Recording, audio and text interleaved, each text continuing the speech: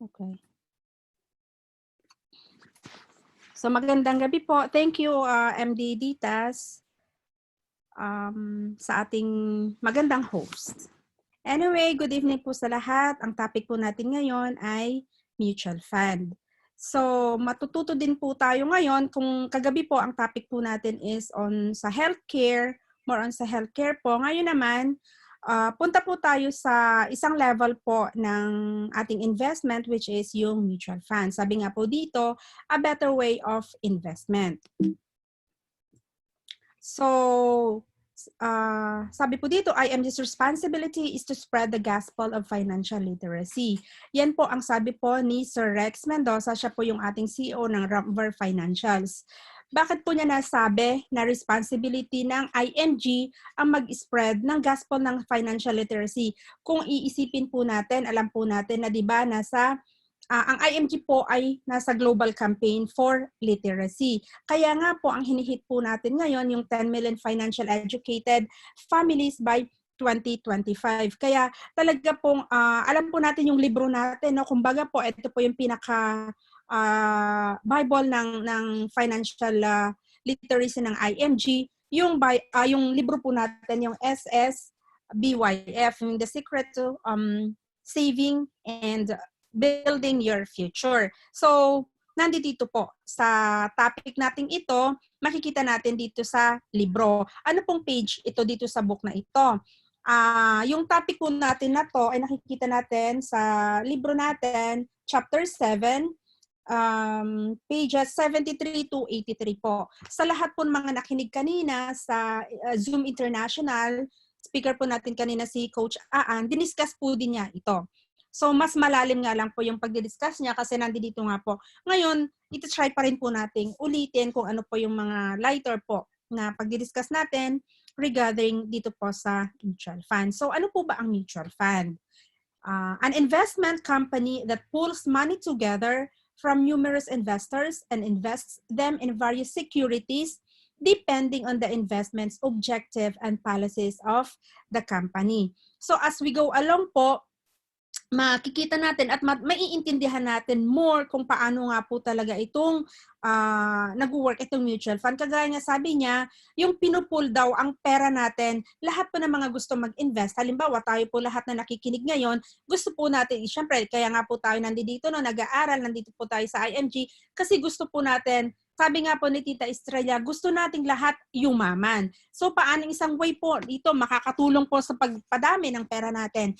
Paano natin palalaguin yung kaperahan natin? So, yung mga pera natin na gusto nating i-invest sa isang company, pinagsama-sama po yan. And then, meron po tayong tinatawag na managers natin, na fund manager natin, na siya po yung bahala na maglalagay po ito sa mga companies na alam nila na secured. And then, syempre, magpo-produce po yun ng interest or may returns po yun na maibibigay po sa mga investors. Okay po. So, sample po dito ng money cost averaging. Paano po kumikita yung pera natin? So, kung mapapansin po natin dito, meron po tayong nilagay dito yung monthly contribution natin. Let's say, for example, for 6 months. May gusto tayo, regularly ito, no? Religiously, meron po tayong 100 na i-deposit po, i-invest natin. Ito pong, halimbawa sa first month, meron po tayong 100. Yung price per share for the first month, ang price po niya is 100. So, ilan pong share ang nabili natin? Meron po tayong isa. On the second month, yung 100 natin, since bumaba po yung price per share, naging 50, so nakabili po tayo ng 2 shares. On the third month, yung 100 natin, since bumaba pa lalo yung price ng per share, 25 pesos, so nakabili tayo ng 4.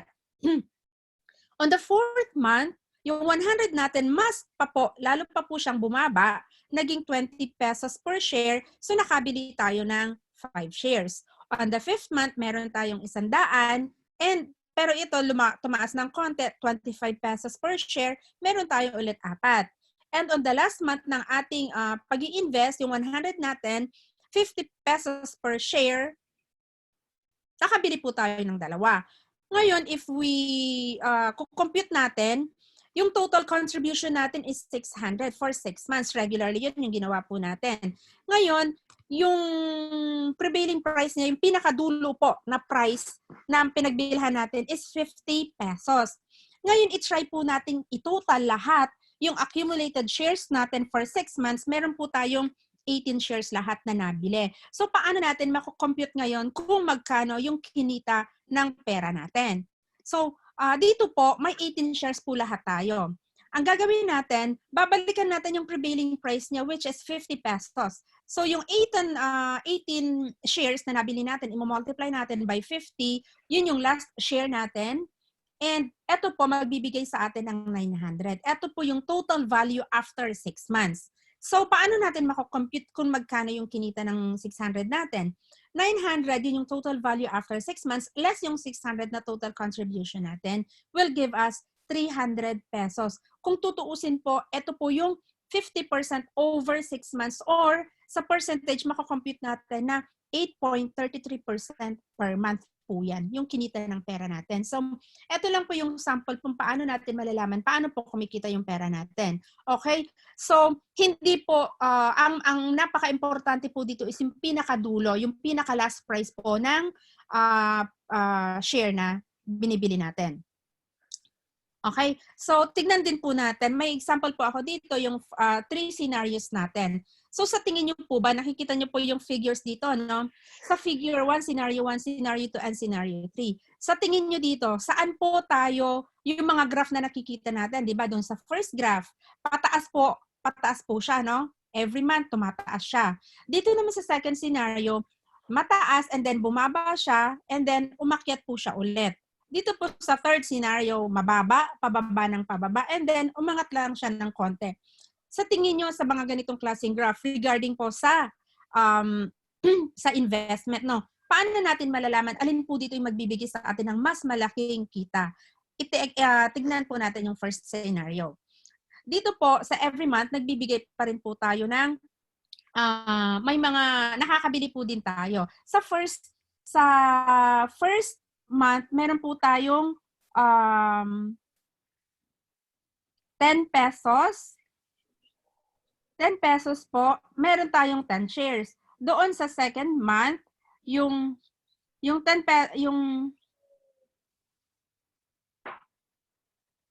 pesos, meron tayong 8 po, every month po, nakikita natin dito yung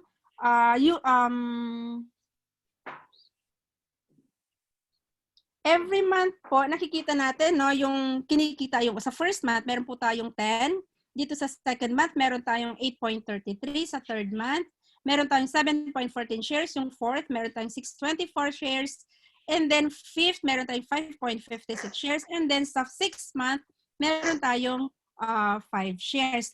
Ngayon po, bakit po 5 lang po yung shares na nakuha natin sa pinakadulo? Kasi titignan po ninyo yung price niya pataas ng pataas eh. 'Di ba nag-umpisa po tayo sa 10 pesos and then tumaas siya naging 12, naging 14, naging 16, 18 and then naging 20. Yung pera po natin na yun, yung tag-100 natin na yun So, ngayon, ilang pong shares ang nabili natin? Total shares po natin is 42.28. Pero tignan po natin, magkano po yung last price nung i-compute na po natin para malaman natin kung magkano yung kinita natin. It is 20 pesos. Ngayon po, para malaman natin, i-multiply natin kung ilang shares ang nabili natin lahat times yung pinakadulo na price, yung pinaka-last, which is 20. Binigyan po tayo ng 845.60. Ngayon, para malaman natin talaga magkano kinita natin, i-less natin yung 600 na, kumbaga, puhunan natin na binigay natin, no? Magkano po ang gain natin after 6 months? It is 245.60. And yan po ang nagbibigay sa atin para malaman natin yung ang percentage na is 41% over 6 months or per month ang kinita natin is 6.8. Okay po. Dito po naman po sa second scenario, yung 100 pesos natin sa first month, ang price niya is 10. Doon sa second month, ang price niya is, sabihin natin, 14.29. Doon sa third month is 20 po yung nabili nating shares. And then sa fourth month, 6.67 shares ang nabili ng 100 natin. Fifth month, nakabili po tayo ng 14.29 shares. And then sa sixth month, nakabili po tayo ng 10. Bakit po 10? Kasi ang last price natin, yung prevailing price natin is 10 pesos. Ngayon, napaka-importante po kung magkano yung pinakadulong price ng shares na. So, nakita natin na it's 10 pesos. Ngayon, yung total shares lahat natin, pag i-add natin lahat yan, is 85.25. Tapos, tignan natin yung last share. I-multiply po natin yan sa pinaka-last share, which is 10. So, ilan po yung total niya? It is 852.50. Ngayon, titignan ulit natin. Niles natin yung puhunan natin, which is 600. Magbibigay po siyang 252.50 and that is giving us 42% over 6 months. Pag titignan naman natin, ang percentage per month na binibigay niya is 7%. Okay, so nakita natin, no, mas tumaas siya ngayon dito sa figure 2, yung scenario 2. Tignan naman natin kung halimbawa ang figure naman na ganito sa scenario 3. Sa first month, which is 10 pesos, meron ting 10 shares na nabili. Sa second month, nagbigay sa atin ng 25% yung for yung 25 shares, yung 4 pesos. And then sa third month, which is 2, meron tayong 50 shares. Dito naman sa fourth ay 1 peso, meron tayong 100 share. Sa fifth month, meron tayong 50 shares kasi tumaas siya, naging 2. Ayan. And then sa sixth month, nagbigay po sa atin ng 22.22. Ngayon po, magkano po ba yung pinaka-last, magkano po yung pinaka-price ng last na pagbili natin? It is 4.5 pesos. Ngayon, tignan po natin kasi sabi ko nga po kanina, napaka-importante po yung pinaka-last price, no?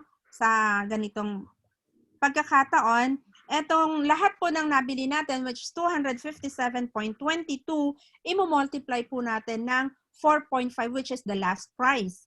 Ngayon, ang total po lahat niyan is 1,157.49. Ililes natin yung total contribution natin na 600.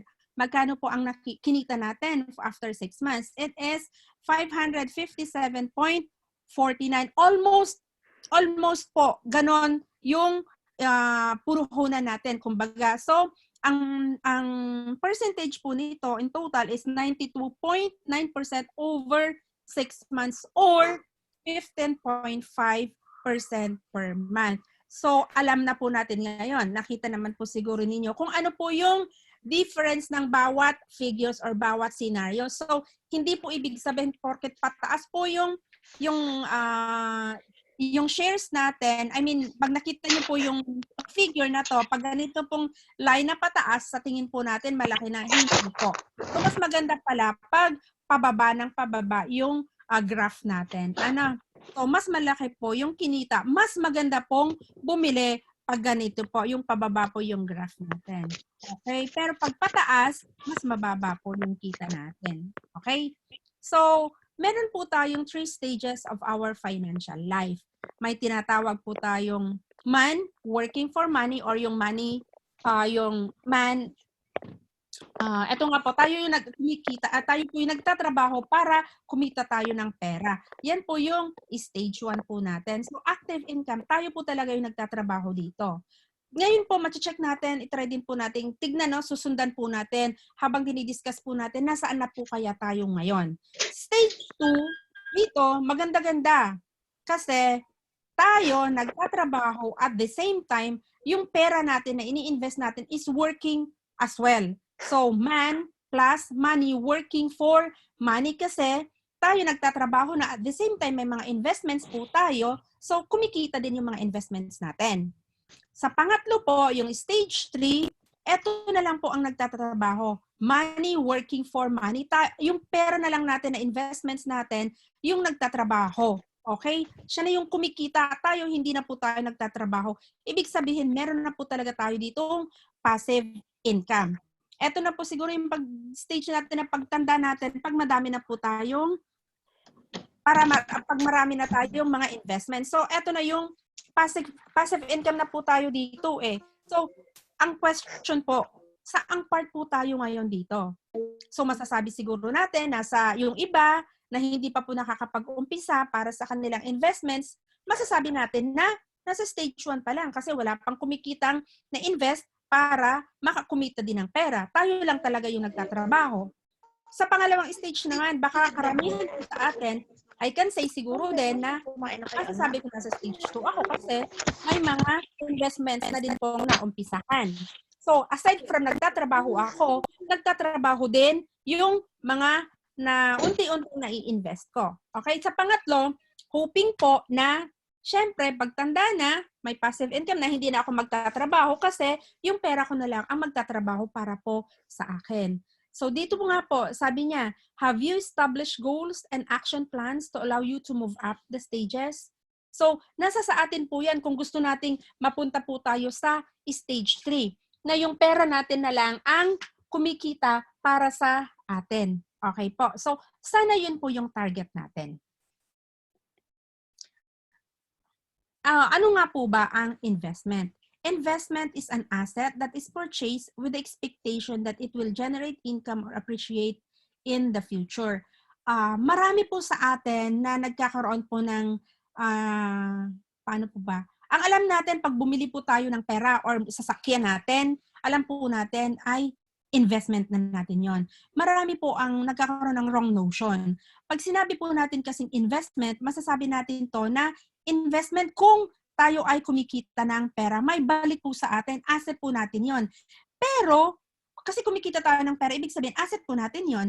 Ngayon, pag sinabi nating mga sasakyan, bahay natin, na pinapaganda natin, na pagkalaki-laki, sa tingin niyo po ba, investment po natin yon? Hindi po. Ang tawag po natin doon ay liabilities. If you will notice po, dito sa picture natin, dito po sa picture natin makalagay po dito, no, assets versus liabilities. Pag sinabi po kasi nating assets, nagbabalik po sa atin ito ng pera. Kaya nga po positive dollars, nagbibigay po sa atin ng pera. Pero pag sinabi nating liabilities, ay ito po ay naglalabas po tayo ng pera. Nababawasan po yung pera natin. So gumagastos po tayo dito. So ang sasakyan po ba natin, pag hindi natin ginawang taxi, nagbibigay po ba ng pera sa atin? Hindi po, ginagastosan po natin lang ng ginagastosan. Okay? So, iyan po, ang difference po ng asset at ng liability. So, sana mag-isip tayo kasi karamihan po sa ating mga Pilipinos, marami gusto natin, malaki po yung bahay natin, pagkalaki-laki, pagkagarbo-garbo po, ang gusto natin yung kotse natin, napakagaganda. Meron po akong kakilala, may katrabaho po ako na ang anak niya, ibinilhan po niya talaga ng, ano ang pangalan nung ano na yon, yung sasakyan na usong-uso, estudyante lang po siya, tapos ipapaset up pa nila. Ano po ang tawag natin doon? Ginagastosan lang natin, wala naman pong balik yun eh. So, liability po ang tawag natin doon. Okay? So, ano po yung mga purpose natin? Bakit po tayo nag-i-invest? Tayo po, may kanya-kanya po tayong reasons, may mga kanya-kanya tayong purpose. Bakit po tayo mag-i-invest ng ating kaperahan? So, kagaya ko po, gusto ko po pagtanda ko, hindi ko po alam kung ano pong mangyayari sa akin, at least, meron pong magti-take care para sa akin ang ating investment. Siyempre, gusto ko din mahilig po akong mag-travel, so hindi na po ako pahirap sa aking pamilya. Kung saan ko gustong pumunta, meron po akong gagamitin, meron po akong gagastusin. Yung mga karamihan po sa atin ng mga anak, bakit po tayo nag-i-invest? Kasi para sa education ng ating mga anak. Gusto din po natin na pagtanda natin, hindi tayo po problemahin ng ating mga anak or ating mga families. Makapunta tayo kung saan natin gustong pumunta during that time. Kung gusto niyo pong bumili ng mga sasakyan natin, po pwede na po. Pero hindi na tayo sagot ng ating mga anak. Hindi po tayo hindi na tayo responsibilidad ng ating pamilya. So we have our own reasons bakit po tayo nag-i-invest. At sana nga po, pag sinabi nating mag-invest, ay isipin natin yung future natin. Hindi lang yung para sa ngayon po. Okay? So, basic concepts in investing, ano po itong mga to? Meron po tayong risk-reward trade-off, diversification, the rule of 72, and the compounding interest. So, ano po ba itong risk-reward trade-off? Sabi nga po niya dito, risk-reward. ibig sabihin, risk-reward trade-off. So, pag tayo, ibig sabihin po niyan, pag mababa po yung risk na binigay po natin, so ano po ang kapalit nun? Siyempre, low return. Alam nga namang pag gusto mo, konti lang binigay mong pera mo, alangan namang gusto mo, malaki agad yung balik sa'yo. Hindi, di ba? Kung mas malaki yung binigay mo, mas malaki din yung babalik sa'yo. Okay? Pag sinabi naman nating high risk, ito naman po ay higher yung potential ang return niya. Ang gusto mo naman, ito lang yung pera mo, konti lang, pero gusto mo na ang balik ay mataas. Hindi po. Okay?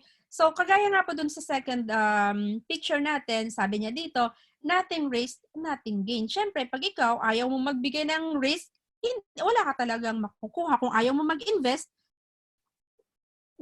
walang babalik sa'yo. Kagaya niyan, halimbawa, marami po sa atin na ang pera natin, may mga naririnig po kami, nagpe-present pa po kami, no? Karamihan po sa atin, saan po nila nilalagay yung pera nila? Nilalagay lang, sinusok-sok daw sa punan o saan nga? Dito po sa taas, yung saan nga po itong bubong, yung sa bubong. O kaya yung iba, sa kaldero, sa arenola, kung saan-saan po nila tinatago ang pera nila. Sa tingin po nila, pag nilagay natin doon ang mga pera natin, may balik po ba sa atin? Wala po. Okay? So, ito po yung tinatawag nating risk-reward trade-off. Second is yung diversification. It stays here, not putting all your eggs in one basket. Tignan niyo po dito yung picture na pinakita ko sa inyo, no? Pinapakita ko sa inyo. May mga itlog po natin. Dapat, hindi lahat yung itlog natin puro sa mga properties lang. Dapat, ikalat po natin. Meron po tayong para sa shares, pambili natin ng shares, ng properties. Siyempre, meron din po tayong cash. Diba, pag-usapan naman po natin, alam na din po natin, lalo na po yung mga members po sa atin, na meron tayong tinatawag na solid financial foundation. Kailangan may cash tayo para, just in case na kailangan natin para sa ating emergency fund, meron agad po tayong mabubunot. Okay? So, meron din po tayong para sa pang-retirement natin. Kasi kung meron po tayong emergency fund, hindi po natin mahahawa or hindi po natin mailalabas, hindi po natin mabubunot ang ating mga shares, ating mga equities, ang para sa ating retirement, yung mga funds na pinasok natin sa mga investments. Okay, kailangan naka-diversify po siya.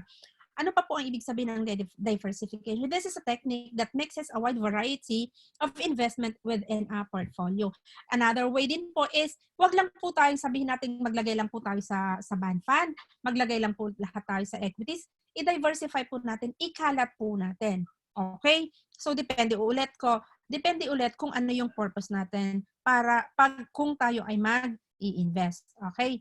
And next po is yung compounding. Ito naman po is the interest that earns from the accrued and the principal. So, pinagsama po yung principal natin at yung interest na kinikita natin. Dito ay ang principal niya at saka yung tubo niya ay kumikita basta hindi po natin kukuhanin. And this is the most powerful concept in investing. Kasi, syempre, pag yung pera natin, yung principal at plus yung tubo natin, kikita at hindi pa natin kinuha ito, lalo po siyang lalaki ng lalaki. Okay? Siyempre, mas maganda pa ito pag long term. So, pataas po yun ang pataas ang pera natin. Sabi nga po ni Lolo Albert Einstein, compounding interest is the eighth wonder of the world. Okay po. Next is the rule of 72. The rule of 72 is a shortcut to estimate the number of years required to double your money at a given annual rate of return. Example po, dito sa first figure, 72 divided by the interest is the number of years na madodoble po yung pera natin. Halimbawa, sa first 1%, sabihin na natin, nilagay natin ang pera natin sa bangko. Maswerte na po tayo, no, kung may 1% pong binibigay sa atin sa bangko. So, 72 divided by 1 is 72 years. Okay? So, dun sa bangko natin, di ba, ganito po, madodoble ang pera natin. Halimbawa, sa age 30, meron po tayong 10,000. Saglit lang po, ha?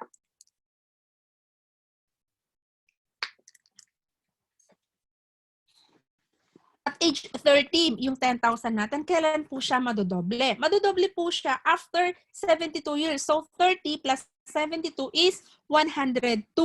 So yung 10,000 natin, magiging 20,000. O, di ba? Congratulations, meron tayong 20,000 after 72 years pagdating natin sa 102 natin. O, di ba? So, ang question dito is, buhay pa kaya tayo pagdating ng 102 years na yan? Okay? Another is, example natin, yung 72 divided by 4. Sa example natin, tignan natin, sabihin natin sa fixed deposit. Okay? So, 72 divided by 4 is 18 years. Ngayon, madodoble yung pera natin after 18 years. So, 29 yung sabihin na natin yung 100,000 natin after 18 years, which is 47 na tayo, magiging 200 siya. Yung 200 natin magiging 400 after 18 years ulit pagdating natin ng age 65. I-try natin i-compare dito pag nagbigay naman siya ng pumunta tayo, sabihin na natin, naturuan tayo ng IMG, maglagay tayo sa most 18, maganda po yung most 18, or sa isang mutual fund na nagbibigay ng 12%. Yung mga equities natin. So, 72 divided by 12 is 6 years. Ngayon, yung pera natin, madodoble po siya after 6 years. Okay? So, age 29 natin, yung 100,000 natin, magiging doble siya after 6 years, which is 35 years old na tayo. Yung 200 naman, magiging madodoble siya, magiging 400 pag nag-41 na tayo. And after 6 years, magiging 800,000 siya. Yung 800 natin madodoble after 53 years, madodoble ulit yung 1.6 natin after 6 years, pag 59 na tayo, and magiging 6.4 million after pag 65 years old na tayo. If we try to compare po doon sa 4% at saka sa 12%, tignan niyo po yung sabi niya 6 million yung difference. That is the cost of lost opportunities sa atin. So, maganda po na natututo tayo dito. So, makikita natin kung yung difference po talaga, kung ilalagay lang natin sa 4% yung pera natin or sa 12%. So, tignan po natin dito, yung 4%, halimbawa nga po, sabi ko kanina, sa mga time deposit. Pero pag nilagay natin sa equities, 12% yung kinikita natin, ang laki po nung diferensya. Okay, same age lang din po yan. Okay po. So, hopefully, na maliliwanagan tayo. Kaya napakaganda po nito, the rule of 72. Next, ito po yung, tignan po natin, halimbawa, yung pera natin, na ilagay natin sa different percentage po, yung value ng 10,000 natin, yung 10,000 natin, invested in lump sum. After 10 years, yung sa 4% nakalagay yung 10,000 natin is, after 10 years po yan, 14,802. Pero what if inilagay natin sa 15%? Ito po, yung 10,000 natin after 10 years ay 40,456 po siya. So, makikita po natin yung difference, 4%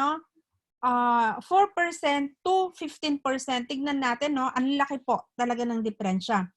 Tignan naman natin dito, sa 30 years, yung 10,000 natin, inilagay natin sa 4%. It is 32,434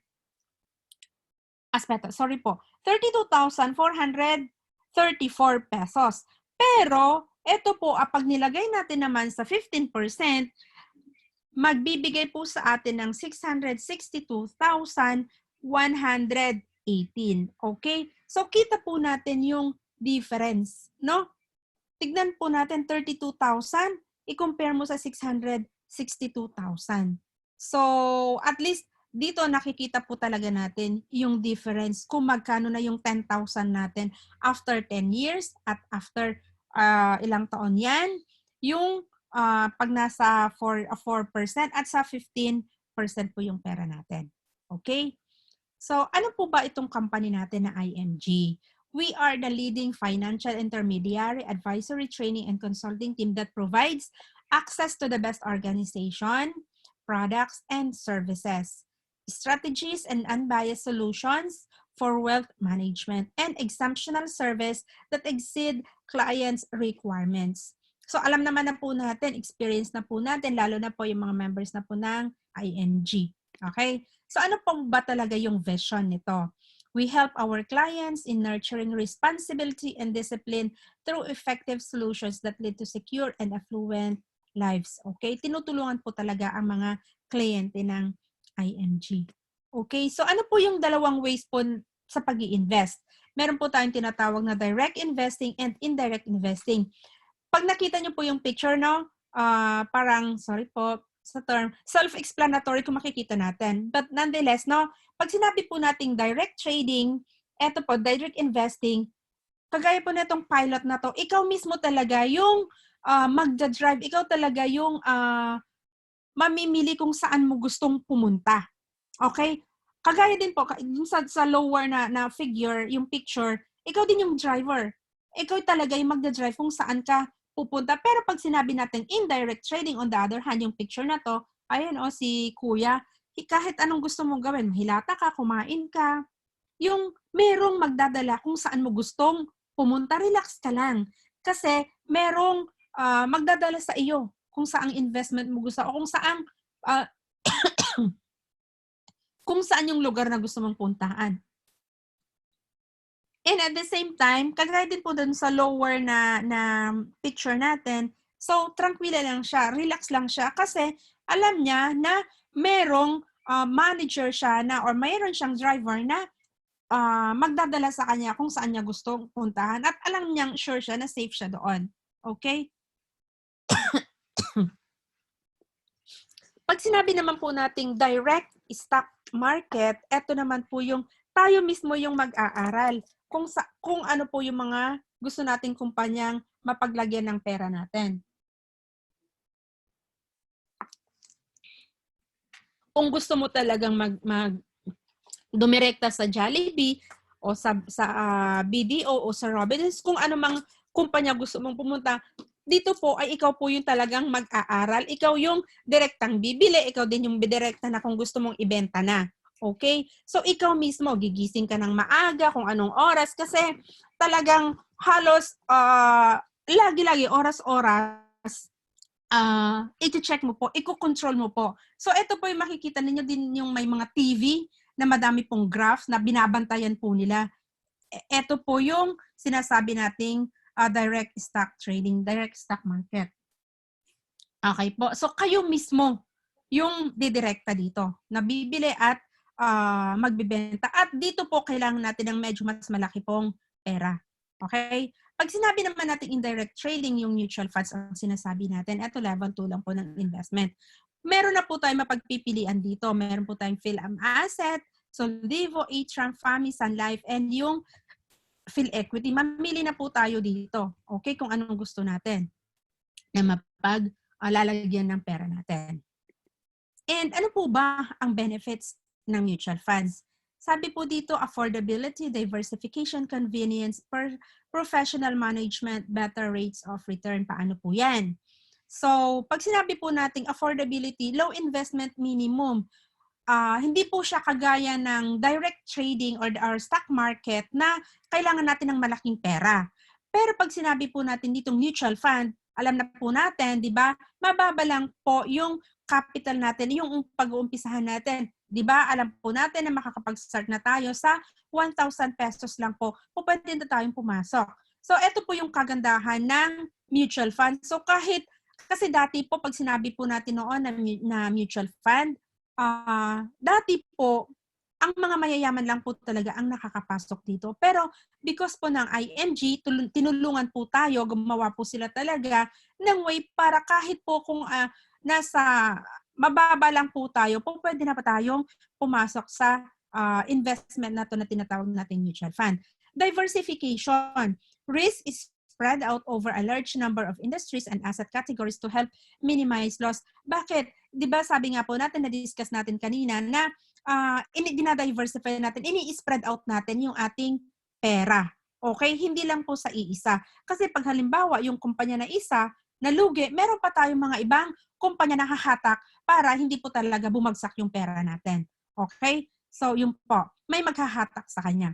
Convenience or liquidity. It can get in and out of the investment. Bakit sabi natin convenient siya? Kasi madali po tayong pumasok, madali din nating ilabas yung ating pera. It takes us only 5 to 7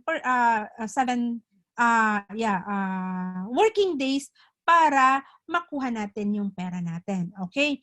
So, professional money management. Professional money managers research, select, and monitor the performance of the fund purchases. Example na lang po dito, syempre, kagaya ng mga doktor, may mga espesyalista po sila. Kung saan espesyalista sila, di ba? Talaga nakaspecialize sila. Same thing, pag sinabi natin yung mga fund managers natin, eto lang din po, sila po yung nag-aaral, alam po nila, mayat maya, eto po yung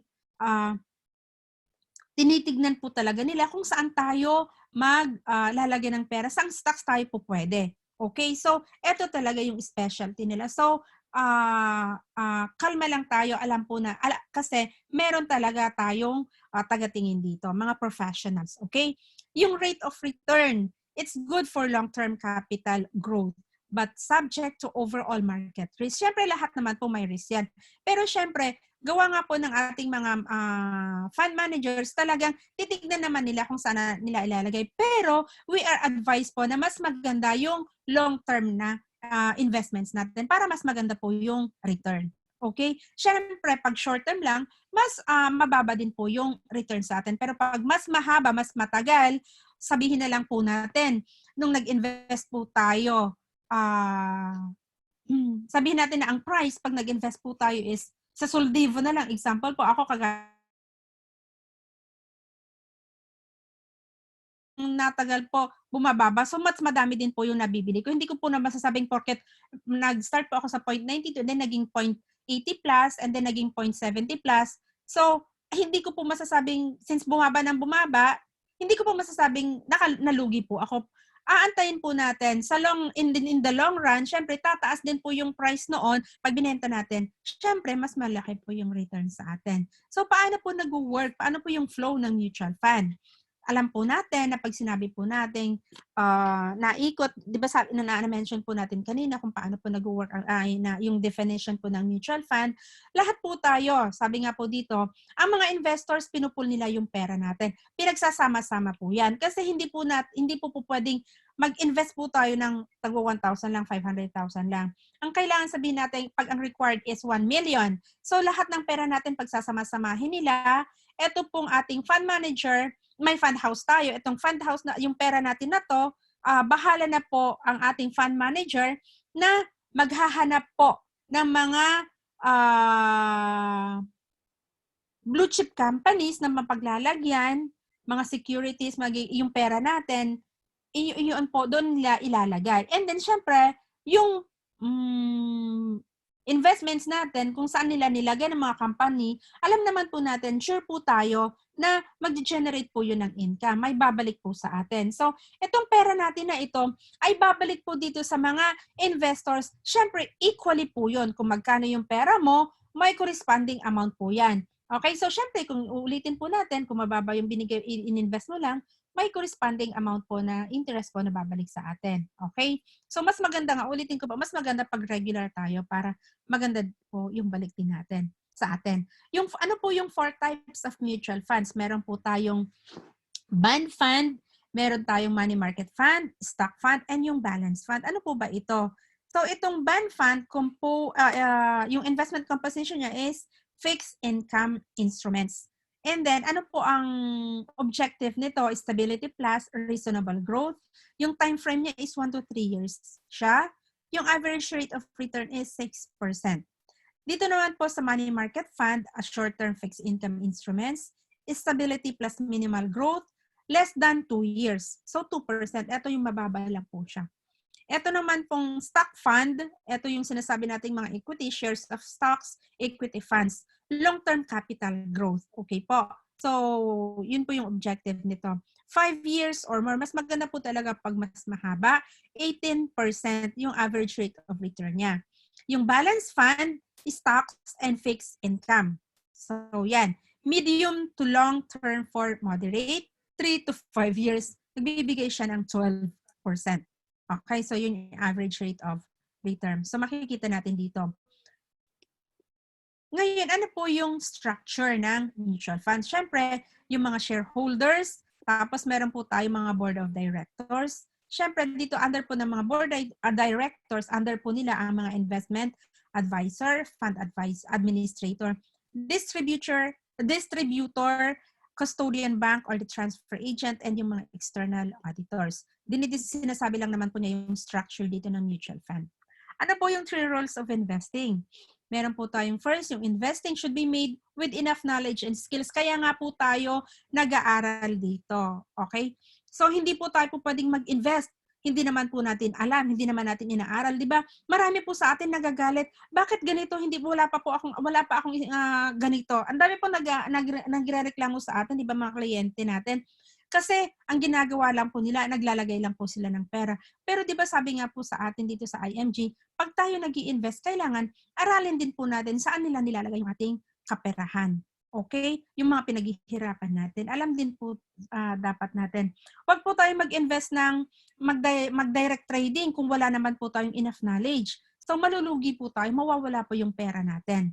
Okay? Kailangan mag-aral po tayo. Investing should be long-term. Alam na alam po natin yan. Sasabihin natin, kagaya lang din po halimbawa, dun sa sa Kaiser natin, ay bakit napakatagal naman yan? Ang daming mga questions sa atin.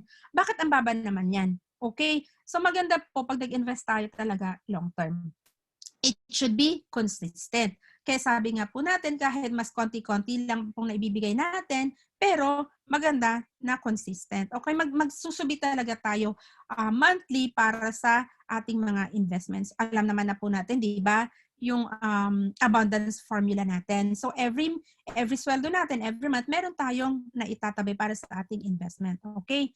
So ito po, next figure dito, binigyan lang po tayo ng idea kung saan po napupunta yung report. Okay? Yung NAVs po natin, daily report as of February 5, 2020. Tignan po natin. Example po dito. Sa Soldivo Fund, meron po tayong Soldivo Bond Fund. Di ba dalawa po yan? Yung Soldivo Strategic Growth Fund. So, net asset value, ano po ba ibig sabihin ng NAV-PS? Net asset value per share po siya. So, nung February 5, ito po yung value per share ng Soldivo Bond Fund, 0.9673. Yung sa strategic naman is 0.7757. So, year-to-date performance niya, yung sa Soldivo Bond Fund, positive po siya. Pero dito sa strategic, negative po siya, 8.92%. So, yung sa PhilAm Asset naman, nandito makikita po natin, yung equity index, makikita natin negative po siya. So, tignan po natin, hindi ko na po isa-isahin. Dito po sa ATRAM management, yung net asset value per share niya, makikita po natin. Yan yung ATRAM Philippine Equity Opportunity Fund, 3.33 yung NAV-PS niya. Yung year-to-date po niya is negative 9.42. Sabi nga, dito din po sa ATRAM Total Return Dollar Bond Fund, US dollars po siya, 1.2118. Positive po siya ha, green siya. So, hindi po ibig sabihin pag green, malaki. Okay? Or dito magandang mag-invest. Okay? Baka sabihin natin, pag green, mag-invest tayo. Pag negative, huwag tayong mag-invest kasi bagsak siya. Actually po, pag sinabi nating negative po siya, bumaba po. Ibig sabihin, mas maganda po tayong bumili or bumili tayo ng shares. Okay? Kasi bumaba po yung price. Pag tumaas naman, syempre, mas mataas yung price niya, mas konti po yung mabibili natin. Okay po?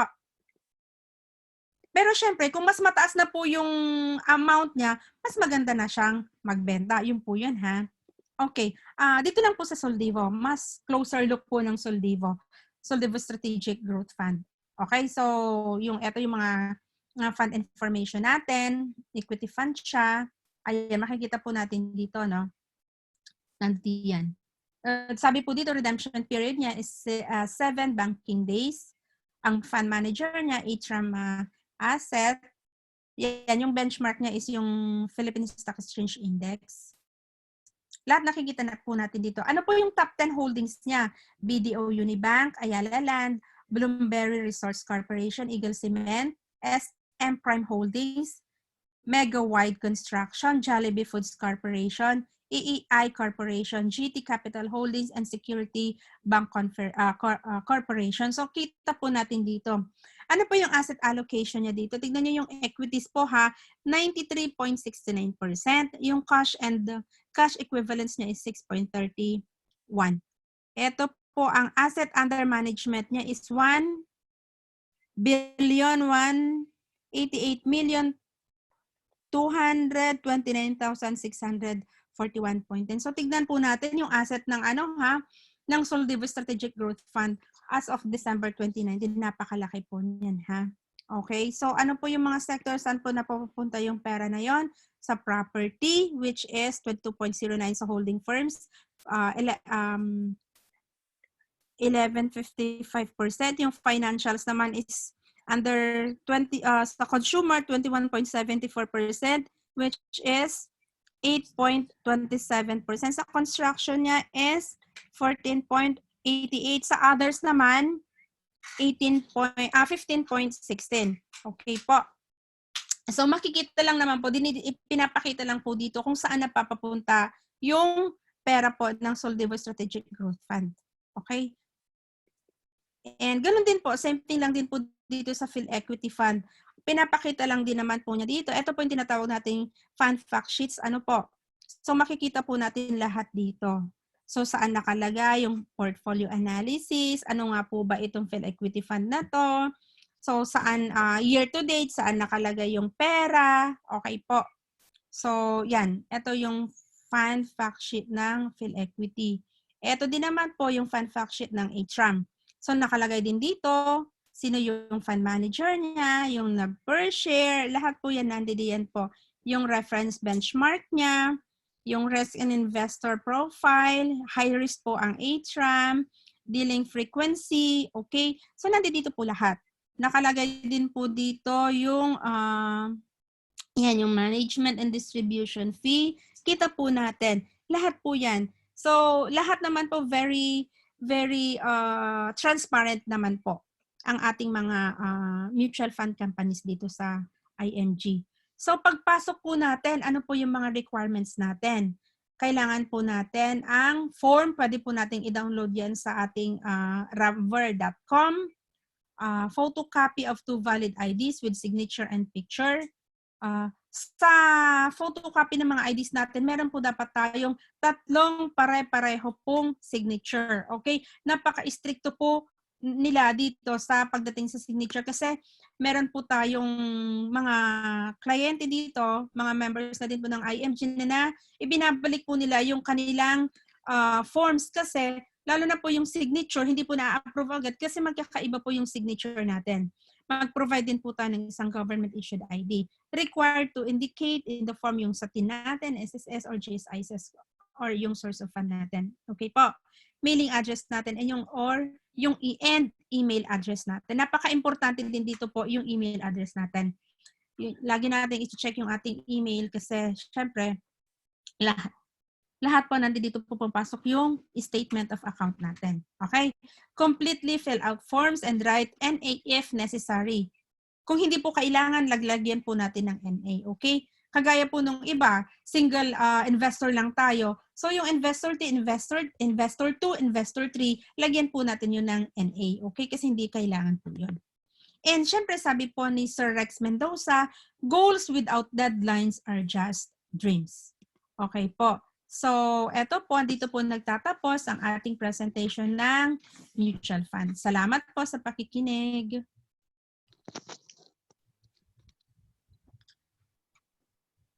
Thank you, Ms. Mina, for your very vivid presentation. Before po tayo mag-question and answer, meron po tayong sharer, tawag dyan. Ang sharer po natin ay walang iba kundi ang ating CEO, Carmela Don Cabatu. I-share po niya yung experiences niya sa mutual fund investment. Miss CEO.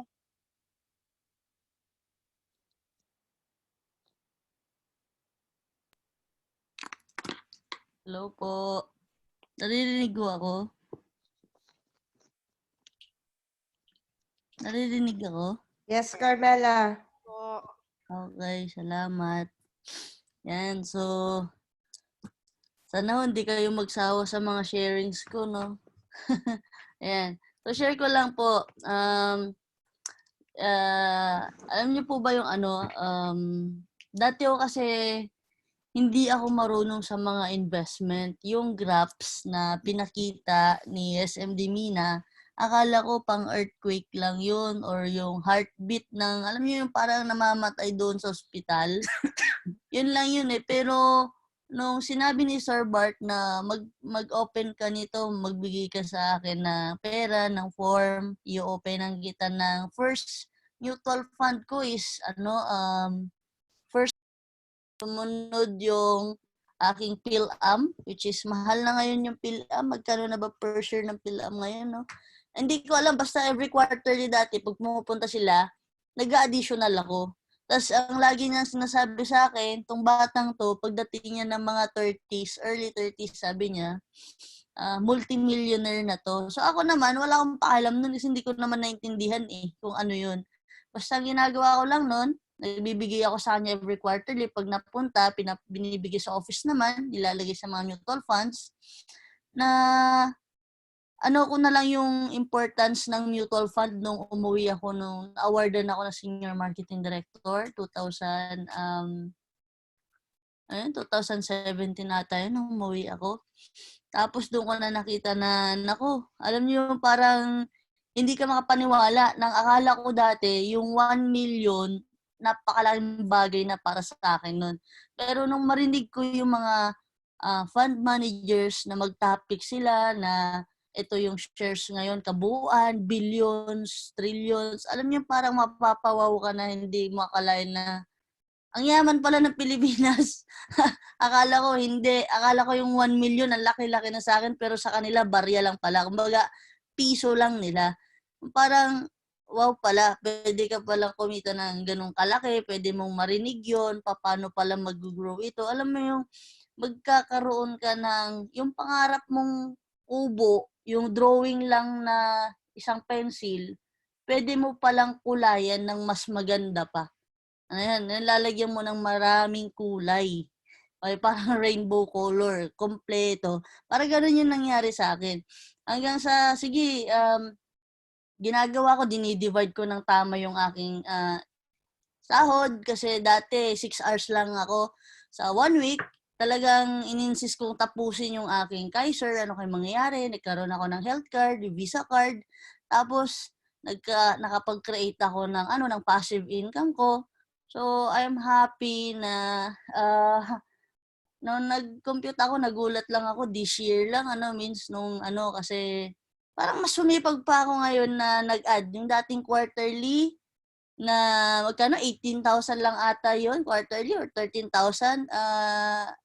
I'm proud na through IMG, ang laki na nabago niya. Nagkaroon ako ng investment na nasa 1 million plus. And then, nabago din niya na nagkaroon din ako ng earnings na nasa 1 million mahigit. And ang ganda rin palang mag-add na nasa yung nasa 50,000-60,000 a month na dati hindi ko kalain na hindi ko kaya. Na alam niyo dati yung sinasahod kong 200-300. Alam niyo parang hindi ka na matatakot na mawalan ka ng trabaho, ng active income kasi alam mo nang may passive income ka na magtrabaho or hindi, kaya mo nang buuin yung pangarap mo. Hindi ka na matatakot na magkaroon ng family later on kasi hindi mo na siya uutusan na mag-abroad. Hindi na malalayo sa iyo yung magiging anak mo, yung asawa mo para lang magtrabaho. And then lalo na ngayon, may coronavirus, 'di ba? So hindi ka matatakot na alam mo yun, may pang-emergency fund ka kasi alam mong may nakatago, for example, na 1 million. Alam mo pag uwi mo, mayroon kang 1 million na nag-earn. Alam mo yun, parang ang gaan na ng feeling mo. Hindi ka na matatakot na mapauwi ako. Hindi ako natatakot na baka mama, yung amo ko, umalis siya ng Milano, wala na akong trabaho. Kasi ang daming ganun ngayon, magte-text na lang ng amo mo, sabihin, ay babalik na lang ako dyan sa Milano pag medyo okay na, tawagan na lang kita. So, kawawa naman yung mga hindi nakapag-create ng passive income nila, yung mga hindi pa nakapag-invest ng maayos. Alam niyo yan, yung iba yung feeling. Basta, hindi ko pinagpalit sa IMG kahit ang daming nag-offer sa akin ng mga may quotas, may position, office. Kasi ang nakita ko lang talaga kay IMG, mag-save ka lang ng tama. Tuturuan ka niya, dadalhin ka niya sa tamang vehicle, kukulayan niya yung future mo. Kumbaga, yun, hindi kayang ibigay yun ng iba. Kasi pag-iipunin ka lang niya dito and then ikaw magiging model ng iba. Ayun lang, no? Okay, thank you.